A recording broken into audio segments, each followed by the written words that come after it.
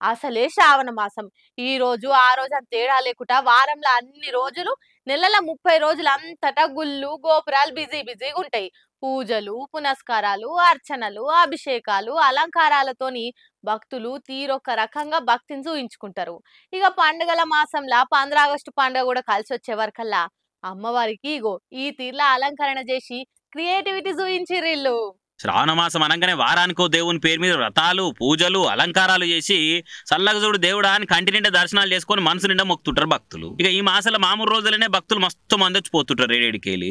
అసొంటిది ఇలా 15 ఆగస్టు సెలవు దినమాయే. చిన్నోళ్ళు పెద్దోళ్ళు ఇంటి లాదులు కూడా తీరిక చేసుకొని మరీ గుళ్ళకి వచ్చిపోతుంటారు కాబట్టి మెదక్ ఏడుపాయల వనదుర్గా భవాని అమ్మవారు ఇగో ఈ తీర్ల దర్శనం ఇచ్చిరు. గుడోళ్ళు ఇంత మంచి ఓపికతో దండలు పెడిచి ఇగో ఇట్లా అలంకరించారు. శాకంబరి ఉత్సవాల పేరు మీద తీరొక్క కూరగాయలతో అమ్మవారిని అలంకరించుడు కూడా మస్తుగా చూస్తుంటాం అప్పుడప్పుడు. కానీ పూల దండాలు జాతీయ జెండా రంగులతో ఇట్లా అలంకరించే వరకలా భక్తులు చూసి మురిసిపోవడే కాకుండా ఫోటోలు వీడియోలు కూడా తీసుకోబట్టిరు. ఇక ఇప్పటికిప్పుడు ఏడుపాయల దాకా పోలేరు కాబట్టి ఉన్నకానే ఫోన్లనే చూసి దండం పెట్టుకోరిగా.